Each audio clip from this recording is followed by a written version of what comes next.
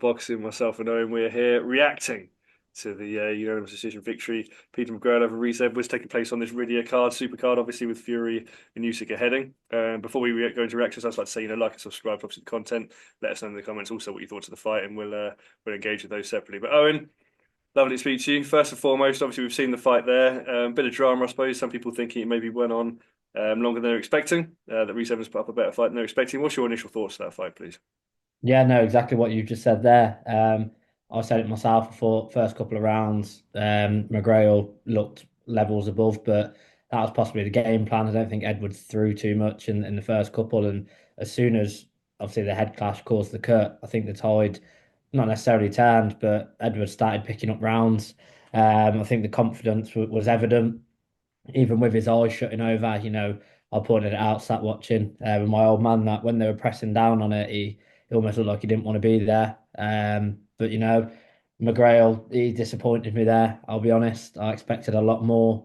I thought he was really going to put a performance on. And to be honest, it was a lot closer than I expected. I didn't necessarily expect McGrail to blow him away in like first round, second round, but I did think McGrail would stop him. But I think if anything, surprisingly, considering he's lost, I think Edward's stock has probably come out of that higher than McGrail's. Yeah, no, I agree. I think that, when you get on these cards, especially at short notice, like Edwards did, if you can lose but kind of lose well, your kind of hope is you get a sort of re-invited, obviously out there. So McGrail usually campaigns, doesn't he, at super bantam, fighting a bit above that weight here. Obviously today, do you think that affected it? Would you think that he would necessarily like to stay at this weight, or do you think that maybe going back down to super bantam would suit him better, just based off that performance we've seen there? I think it's a difficult one because I think he looks so comfy at the weight. His shape's incredible. I don't think that matters what weight he's at, but I don't think Edwards, I know he's not necessarily huge at the weight. I don't think he looked physically too much bigger than him, and much differences, but he didn't, although he obviously, Edwards' face was marked up, his eyelid was quite swollen. I don't think he really dented him. He landed some quite clean shots at times, some lovely uppercuts on the counter punch. And that possibly, as he got the power to make a dent, six knockouts in 10 fights previously, and he didn't look too powerful there. I think if a stoppage was coming, it would have been from a bombardment of a barrage of whatever punches and a combination. So I think he'll stay at the weight, especially because we'll be waiting to obviously see what the outcome on Dennis McCann is.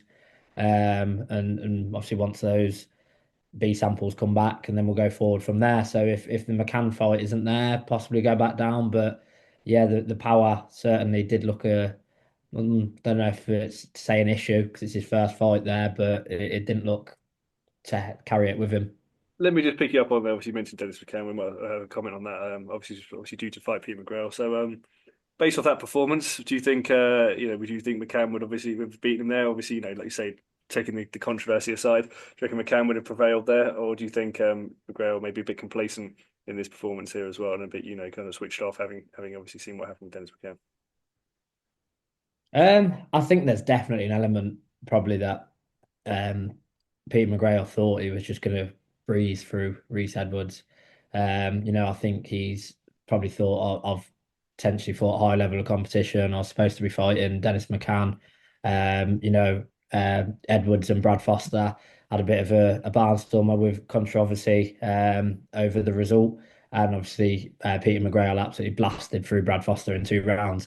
So again, boxing math isn't doing the math, but based off that, from what we've seen, you're only as good as you are on the night. I think based off that performance there, I think Dennis McCann would not necessarily easily come to a points decision, but I think he would have won the vast majority of the rounds. I think I expected Peter McGrail to potentially put it on Dennis McCann if they'd fought, but the style he's fought with there tonight, I think Dennis McCann would have lapped that up, and I do think he would have beat him.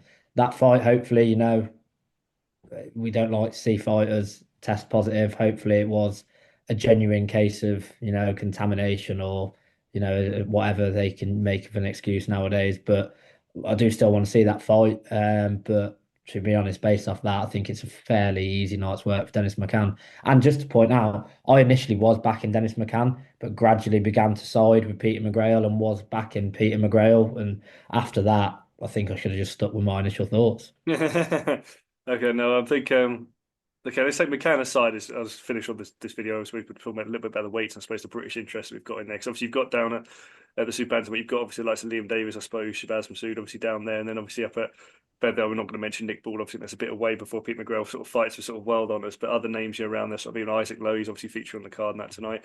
Do you think Peter McGrail against some of those sort of three names? Do you put him in with the chance of sort of winning against those three names? Would you make him favourite against those sort of names, or do you think, to be honest with you, there's still a lot of improvement to be made before we can kind of sit there and talk about him at that level? I think there's a lot of improvement to be made before we now talk about him at that level. You know, Liam Davis has campaigned at the highest level. Obviously, we've seen what Shabazz Masood went in and done. So I think even them two alone, obviously, you know, you mentioned the likes of Nick Ball, etc. I think he's quite far off that level. I think the way Rhys Edwards was catching him there, I think if McGrail steps up a level, someone like Masood or Liam Davis, they're going to catch him cold. And especially Liam Davis, you know, with the power he carries. I think some of those shots Rhys Edwards landed, a power puncher could potentially have taken McGrail out.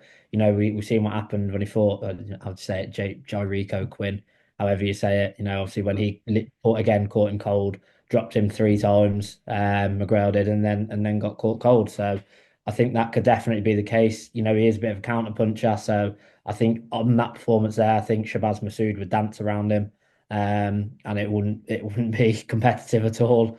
So yeah, I think he needs to go back to the drawing board potentially again, like you say, possibly look at what big fights are available at the right weight for him.